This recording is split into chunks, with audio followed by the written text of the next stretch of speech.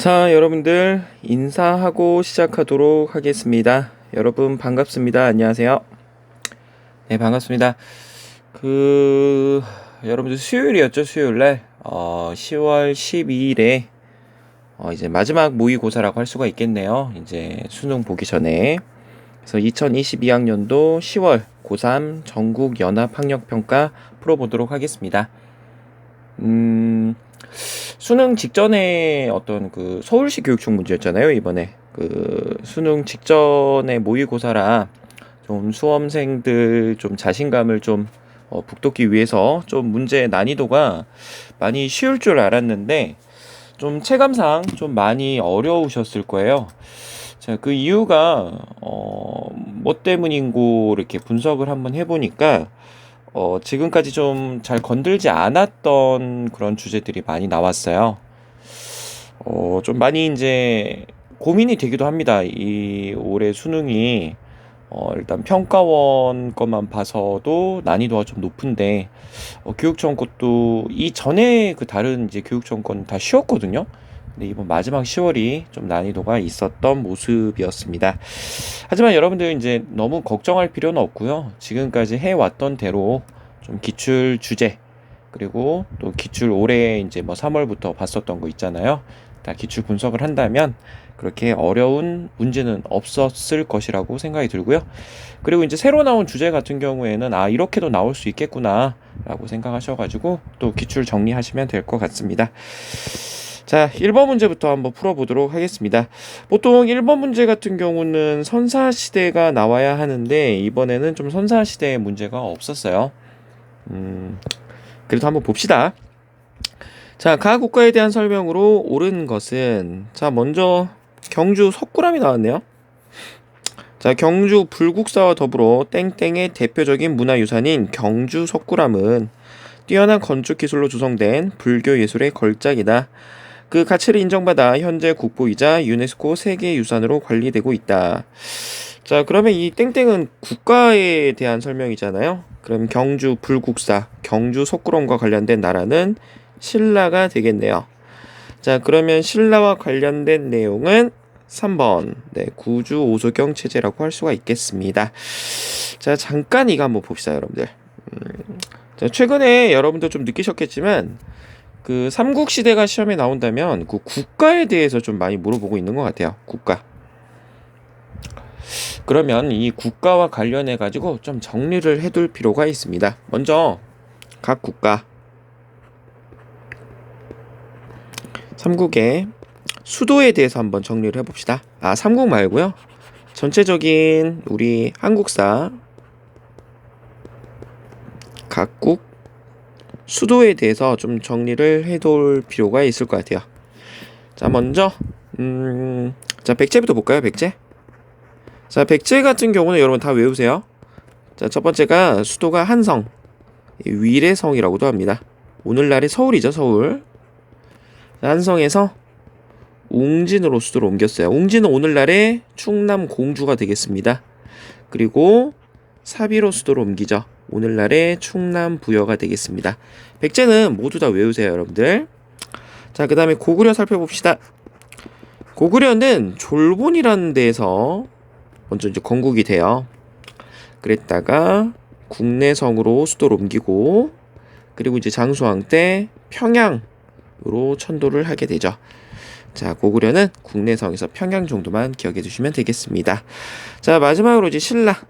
신라 같은 경우에는 옛날에는 금성이라고 불렸는데 오늘날의 경주가 되겠습니다. 경주가 되겠어요. 그래서 신라는 이 정도만 외우면 되겠고요. 자, 그 다음에 발해 한번 살펴볼까요? 발해. 자, 발해 같은 경우에는 여러분들 수도를 계속 옮겨요. 그래서 중경, 상경, 동경, 그리고 마지막으로 이제 상경으로 옮기기도 하는데 발해 같은 경우는 이 수도 변경 과정을 모르셔도 될 것 같습니다. 발해는 X 꺼놓을게요. 자, 그 다음에 어떤 나라가 있습니까? 고려가 있죠. 자, 고려 같은 경우에는 여러분들 송악, 오늘날의 개성이 되겠죠. 또는 이제 개경이라고도 해요. 여러분들 개경. 자, 조선은 너무나 유명하죠. 한양. 그래서 각 국의 수도 변정 과정을 반드시 기억해 둘 필요가 있겠습니다. 자, 다시 한번 이제 백제 같은 경우에는 한성부터 사비까지 모두 알아두셔야 되는데, 처음에 이제 백제를 건국한 사람이 온조잖아요, 여러분들. 온조. 자, 온조가 처음에 한성 위례성에 자리를 잡다가 웅진으로 이사를 가게 된 이유가 있었습니다. 누가 쳐들어왔죠? 고구려의 장수왕이 쳐들어왔다 그랬었죠? 무슨 정책? 남진 정책. 자, 장수왕의 공격으로 그 당시 한성을 빼앗기게 되고, 그 당시 이제 계로왕이 목숨을 잃게 됩니다. 그래서 장수왕이 괴롭혀서 괴로워 이렇게 외우라고 말씀드렸었어요. 자, 그래서 그의 아들 문주왕 때 웅진으로 이사를 가게 되는데, 말 그대로 고구려의 공격을 받아서 웅진으로 이사를 간 거잖아요.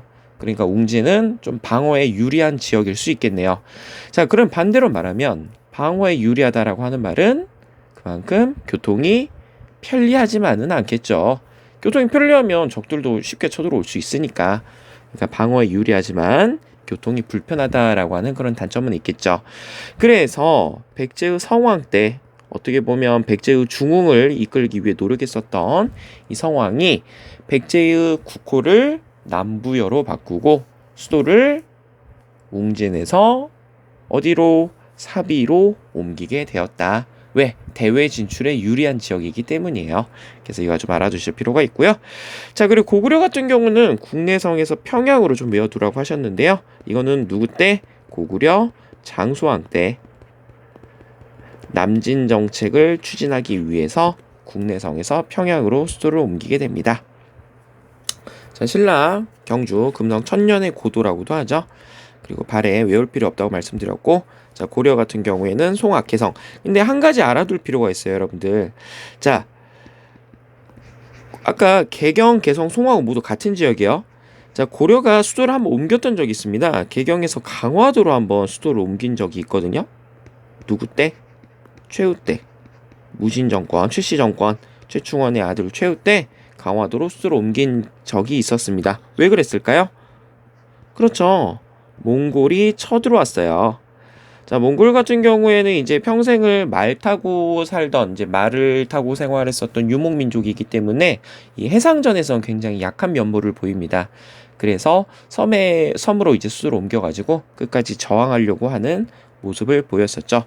하지만 이제 최씨 정권이 붕괴되고, 그리고 그 다음에 뭐 이면 임유무 부자 모두 다 이제 무신 정권이 막을 내리게 되면서 다시 개경으로 수도를 옮기게 되었다. 이 말인즉슨 몽골에 투항하였다, 항복하였다, 그 모습을 보여주게 되는 거죠.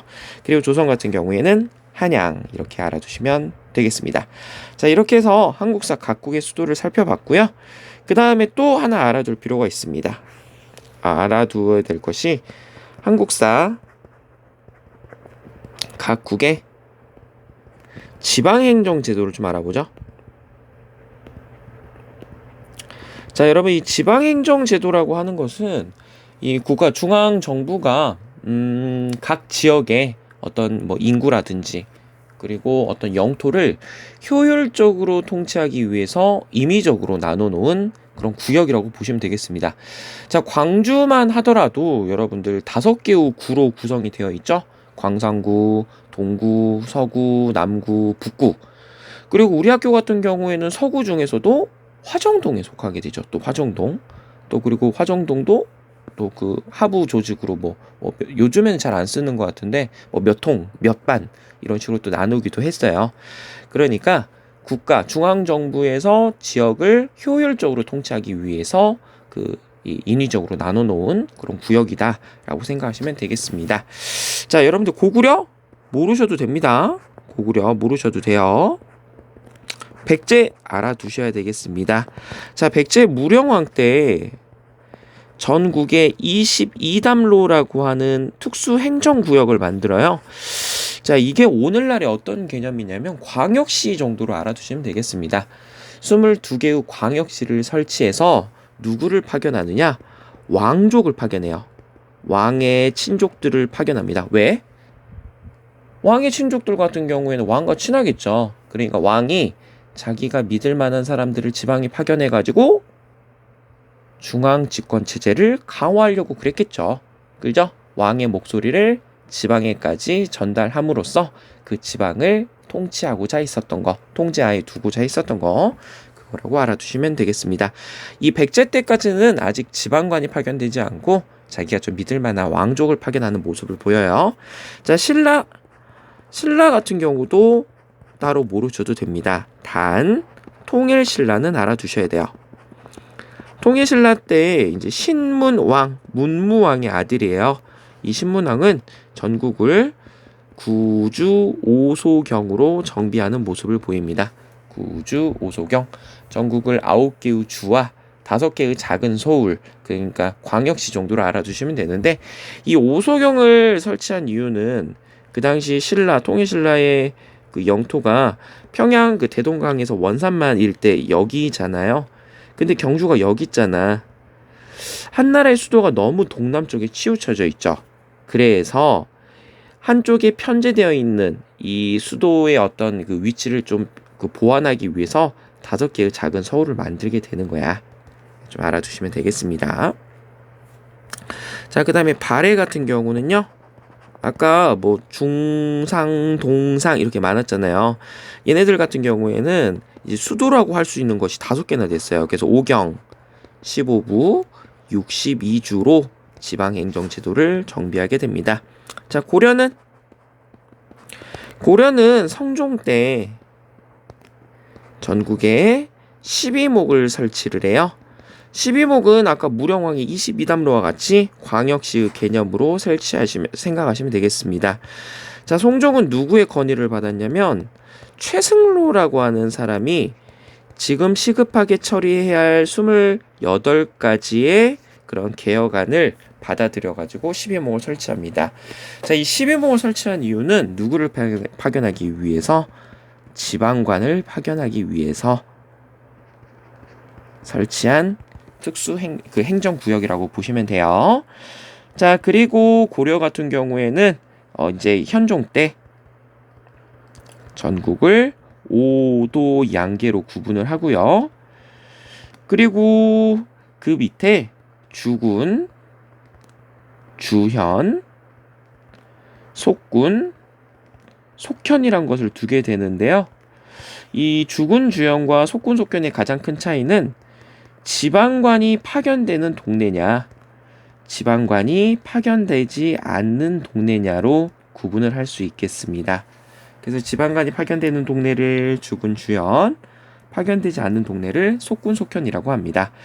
자, 그리고 또 이제 특수행정구역으로 향부곡소가 있었는데요. 이 향부곡소는 특수행정구역으로서 여기 살고 있다는 이유만으로 여기 살고 있는 주민들은 여러 가지 차별을 받습니다. 세금도 많이 내고요. 이사도 못 가고요. 과거 응시도 불가능하고요. 그럼 여기서 태어난 사람들은 굉장히 좀 불만이겠다. 그치? 내가 여기서 태어나고 싶어서 태어난 것도 아니고.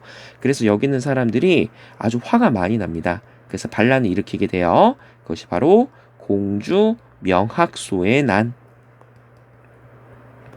다른 말로 망이와 망소이라고 하는 사람이 일으켰다. 그래서 망이 망소이의 난이라고도 불리게 됩니다. 그럼 여러분들은 궁금해하실 거예요. 주군, 주현은 지방관이 파견되는데 속군, 속현 그리고 향부곡소에도 지방관이 파견되지 않거든요. 그럼 여기 누가 다스려요? 그 지방에 옛날에 유력한 호족들이 나중에 향리로 바뀌게 되거든. 향리가 이 지역을 통제하게 될 겁니다. 자, 그리고 마지막으로 조선은 전국을 8도로 정비하게 되죠. 그래서 제가 방금 한국사 각국 수도 그리고 한국사 각국의 지방행정제도 설명드렸는데요.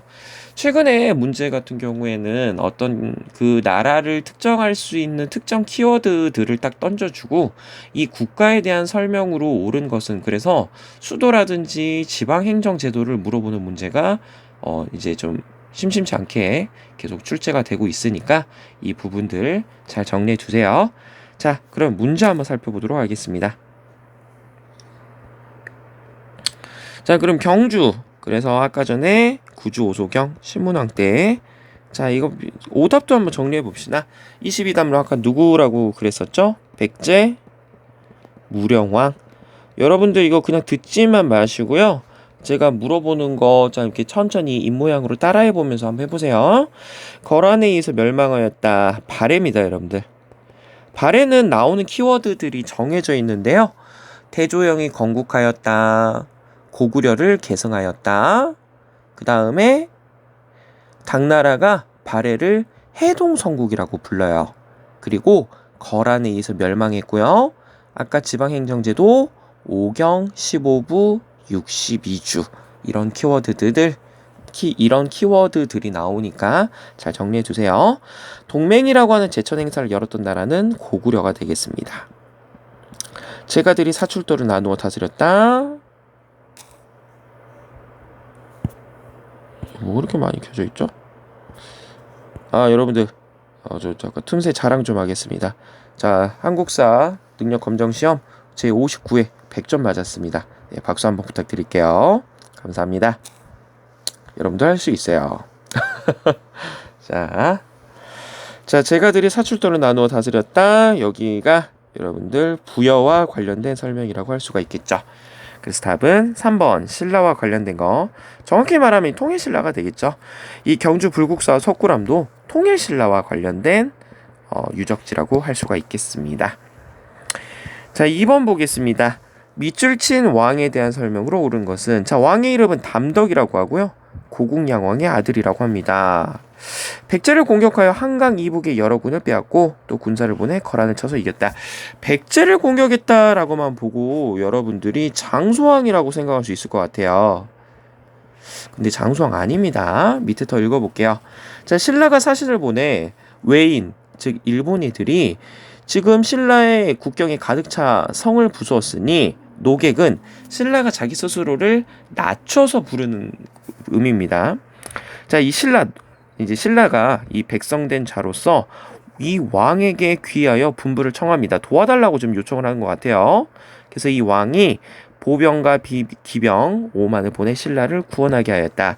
자, 이 사람은 여러분들 누구냐면은 광개토 대왕이에요.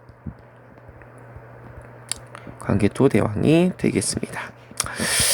글쎄요, 이 광개토 대왕이 지금까지 출제된 적은 거의 없거든요. 거의 이제 장수왕이 시험에 잘 나왔는데 광개토 대왕을 물어보고 있습니다. 자, 한번 정리해 볼게요. 자, 광개토 대왕 같은 경우는요, 여러분들 뭐 잘 알고 있죠? 만주벌 반달려라 광개토 대왕. 자, 이 사람 이름 자체가 넓을 광, 개척할 개, 영토할 때 토자입니다. 넓게 영토를 개척하였다라고 하는 의미에서 광개토 대왕이라고 불려요. 그럼 딱 봐도 3번임을 알 수가 있겠죠. 만주 지역에서 영토를 넓혔다. 자, 여러분들 광개토 대왕이 나온다면은 보통 여기 부분이 시험에 나옵니다. 신라의 지원병을 요청하였다가 시험에 나옵니다. 이게 무슨 말이냐? 이때 신라의 왕은 뇌물마립관이라고 하는 사람이에요. 뇌물마립관. 자, 이 당시 이 신라는 누구의 공격을 받고 있었냐면 백제 플러스 외 플러스 금관가야, 이 세 나라가 정말 친했어요. 이 세 나라가 맨날 신라를 못살게 굴었습니다. 신라를 못살게 굴었어. 자, 그런데 그 당시 이제 신라가 이 세 나라의 맨날 공격을 받다 보니까 굉장히 어렵잖아. 그러니까 도움을 요청할 사람이 누구밖에 없어. 고구려의 도움을 요청을 하는 거야. 이때 고구려의 왕이 누구였냐면 광개토 대왕이었어요. 자, 그래서 이제 광개토 대왕은 그 당시 신라를 지원하게 되는데 이 고구려도 나름대로 이유가 있었습니다. 이 광개토 대왕의 이제 전전 왕이 누구였냐면 고국 원왕이었어. 이 고국 원왕은 여러분들 누구의 공격을 받고 사망합니까? 그쵸? 백제 근초고왕의 공격을 받고 전사하게 되잖아. 그러니까 이때 백제의 국력이 너무 셌어. 그래서 막 백제가 막 고구려도 공격하고 신라도 공격하고 그러거든.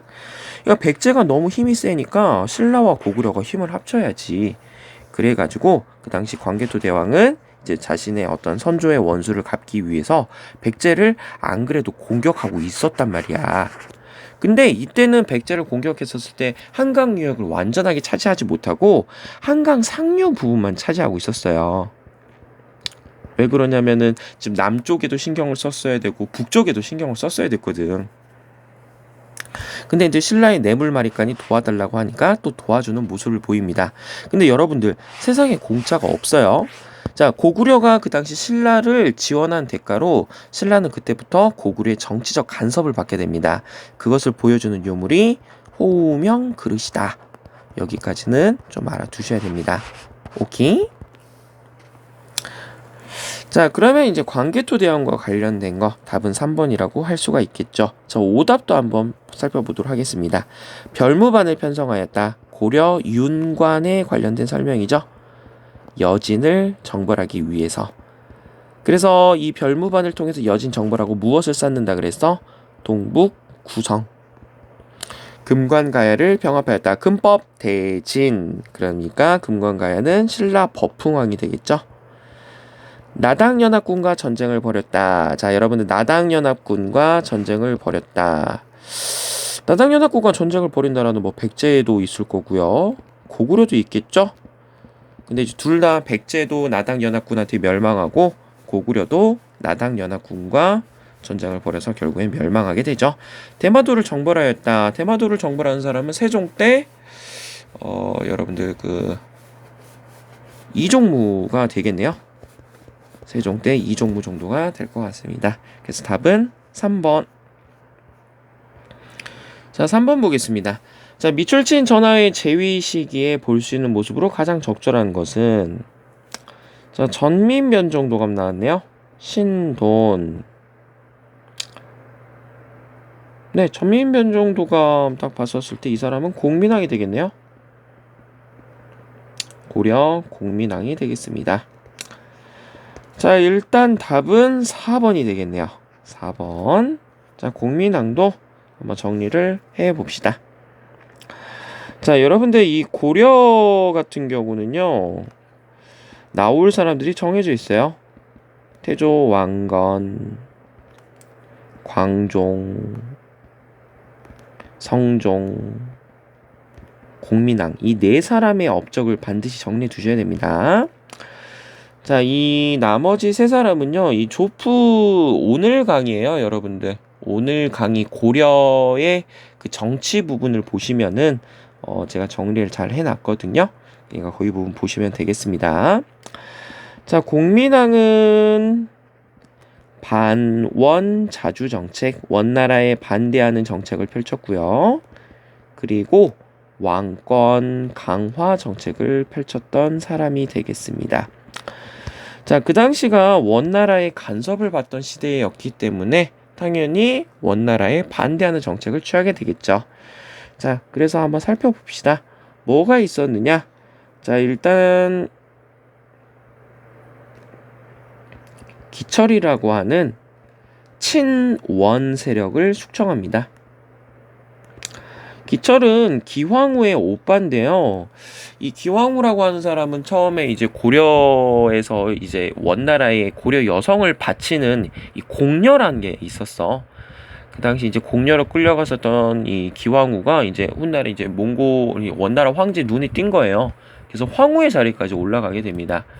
자, 자신의 여동생이 원나라 황후의 자리까지 올라가다 보니까 그 오빠였던 이 기철이 엄청나게 세력이 커지게 된 거야. 그래서 자신의 동생을 믿고 이제 그 고려에서 이제 좀 이제 왕을 좀 이제 기만하는 그런 행위들을 하게 되죠. 그래서 공민왕이 기철을 비롯해 친원 세력을 숙청하고요. 자, 그 다음에 또 무엇을 하냐면 정동행성을 폐지합니다. 이 정동행성은 처음에 이제 일본을 원정하기 위한 기구였는데 일본 원정이 실패한 이후에도 없어지지 않고 있다가 고려의 내정을 간섭을 해요. 정확히 말하면 정동행성 이문소라고 하는 표현이 맞는데 그냥 정동행성 이문소 폐지로 알아두세요. 그리고 쌍성 총관부를 공격합니다. 그 당시 원나라 간섭기 때 이제 그 몽골이 이제 평양 지역에다가 이제 그 동령부를 설치하고요. 그리고 이제 철령 이북 화주 지방에다가 그 쌍성 총관부 그리고 제주도에 탐라 총관부를 설치해서 그 땅을 직접 통치를 했어요. 이제 충렬왕 때 동령부와 탐라 총관부를 돌려받는데 이 쌍성 총관부는 돌려받지 못하게 됩니다. 그래서 이 쌍성종가물을 무력으로 수복하는 모습을 보이고요. 그리고 또 몽골풍을 금지하고, 그리고 격화된 관제를 복구시킵니다. 격화된 관제를 복구. 이게 무슨 말이냐면, 여러분들 이 고려라고 하는 나라가 이성육부, 중서문화성과 상서성, 그리고 그 밑에 상서성 밑에 이병호형 예공이라고 하는 6개의 장관 부처를 만들게 되거든요. 근데 이 이성육부는 그 중국 삼성육부를 모방한 제도라고 할 수가 있어. 근데 이 삼성육부는 황제 국가에서만 사용할 수가 있거든요. 그런데 이제 원나라 입장에서 너희는 황제의 나라도 아닌데 무슨 황제의 중앙 제도를 쓰냐. 그래서 일부 사사 체제로 격화를 시켜요. 근데 이것을 다시 이성육부로 복구를 시킴으로써 황제의 위상을 되찾으려고 했었다. 이 정도 알아두시면 되겠습니다. 자, 왕권 강화는 뭐가 있냐면은 정방이라고 하는 것을 폐지하는데요. 이 정방은 이 최후가 자기 집의 인사권, 그러니까 사람을 뽑기 위해서 만든 관청이라고 보시면 돼요. 기구라고 보시면 돼. 근데 이제 최후 이후에도 없어지지 않고 있다가 권문세족들이 이것을, 이 정방이라고 하는 기구를 이용해서 평상시에 좀 마음에 드는 사람들을 뽑는 거야. 그러니까 이제 관리는 이제 황제가 직접 뽑아야 되는데 권문세족이 정방을 이용해서 그 관리를 뽑으니까 황제권이 약해지겠죠. 그래서 정방을 폐지하고 다시 그 6부 중에 2부에서 원래 사람을 뽑거든요. 이 2부의 권한을 다시 강화시키는 모습을 보입니다. 그리고 그 당시 이제 신돈이라고 하는 사람을 시켜가지고 전민 변정 도감이라는 것을 설치하게 되죠. 전민, 밭전할 때 땅과 민, 백성을 바르게 변화시키는 기구란 뜻이에요. 그 당시 권문세족들이 일반 양민들을 자기 집 노비로 이렇게 삼는 경우가 굉장히 많았어. 그리고 또 양민들의 토지를 빼앗는 경우가 많았거든. 그래서 빼앗긴 토지는 원래 주인에게, 억울하게 노비가 된 얘들은 다시 양민으로 돌려 세우게 되는 거죠. 자, 그래서 그 당시 이 전민 변정 도감을 통해서 권문세족의 세력을 약화시키고, 그리고 국가 재정을 충당하려고 했었던 공민왕의 의도가 담겨져 있는 제도라고 할 수가 있겠습니다. 그래서 답은 4번이 되겠죠. 자, 오답도 봅시다. 자, 지게를 발급하는 관리, 대한제국. 지게라고 하는 것은 토지 소유 증명서를 얘기합니다. 그래서 대한제국에서 양전 지게 사업이란 걸 실시하게 되는데, 그 토지 조사를 통해서 이 땅이 누구 토지라는 것을 증명해주는 그런 제도라고 할 수가 있겠어요. 경국대전을 편찬하는 학자, 이거는 조선 성종과 관련된 설명이 되겠네요. 경국대전은 조선의 기본 법전이지, 주자감 발해의 최고 교육기관이고요. 팔만대장경, 고려, 몽골의 침입을 막기 위해서 만들었던 것이라고 할 수가 있겠죠. 부처님의 힘을 이용해서 외적의 침입을 막고자 했었다. 자, 그래서 답은 4번. 자, 4번 볼게요. 가 국가의 문화에 대한 설명으로 옳은 것은, 자, 궁궐터인 만월대입니다. 이 만월대는 이제 고려 궁궐터를 이야기하는데 이것만 보고 풀기 좀 어렵네요. 태조가 창건한 궁궐, 태조도 위험하죠. 태조 왕건과 태조 이성계가 있으니까. 자, 그러나 거란의 침입, 이자겸 이런 것이 확실히 좀 중요할 것 같고요. 그 다음에 홍건적의 침입. 홍건적은 머리에 붉은색 수건을 두르고 있다 그래가지고 홍건적이라고 부르는데, 이 고려 말 공민왕 때 그때 자주 쳐들어왔었다고 합니다. 금소괄자와 청자, 이걸 통해서 이 국가가 고려라는 거를 알 수가 있을 것 같아요. 고려. 자, 고려 관련된 거 2번이 되겠습니다. 삼국유사가 편찬되었다. 자, 고려 역사서를 한번 정리해 봅시다. 고려 문화 하면은 역사서가 많이 나오거든요. 자, 그래서 고려 중기 때, 그리고 원나라 간섭기 때 살펴보도록 하겠습니다. 자, 고려 중기 때는 김부식이 썼던 삼국사기가 있겠네요. 삼국사기. 우리나라에서 현존하는 가장 오래된 역사서이자 기전체 양식을 띠고 있는 역사서라고 할 수가 있습니다. 이 김부식이 묘총의 서경천도 운동을 진압한 다음에 쓴 역사서라고 할 수가 있겠어요. 자, 원나라 간섭기 때는 승려였던 이련이 쓴 삼국유사와 그리고 이승휴라고 하는 사람이 썼던 제왕운기라고 하는 책이 있는데요. 이 삼국유사와 제왕운기는 둘 다 어떤 내용을 담고 있냐? 고조선과 단군의 이야기를 담고 있습니다. 자, 그 당시 이 단군을 우리 민족의 시조로 설정함으로써 우리가 비록 지금 원나라의 지배를 받고 있지만 우리가 이렇게 오래된 나라다. 그리고 우리 그 민족 시조 단군을 이제 설정함으로써 우리가 옛날에 그 만주 벌판을 호령했었던 그런 아주 유구한 역사를 가진 민족이다. 그래서 민족적 자주식을 고취시키기 위한 목적으로 삼국유사와 제왕운기가 쓰여졌다라고 할 수가 있어요. 그래서 답은 2번이 되겠습니다.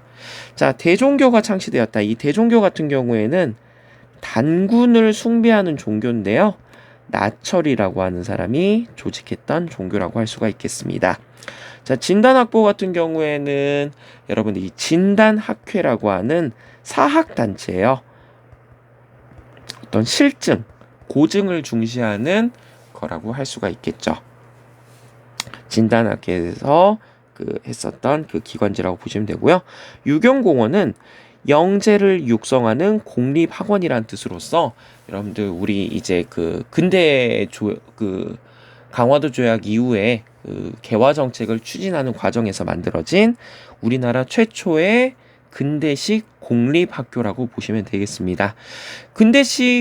우리나라 최초의 근대식 사립학교는 원산학사로서 이따가 이 17번 문제인가 거기서 나왔었던 것 같아요. 수원화성이 축조되었다. 조선 정조가 되겠죠. 조선 정조. 자, 그래서 이렇게 네 문제 살펴봤는데 좀 기네요. 벌써 30분이네. 30분. 잠깐만 쉬었다가 보도록 하겠습니다. 잠시만 쉬었다가 올게요.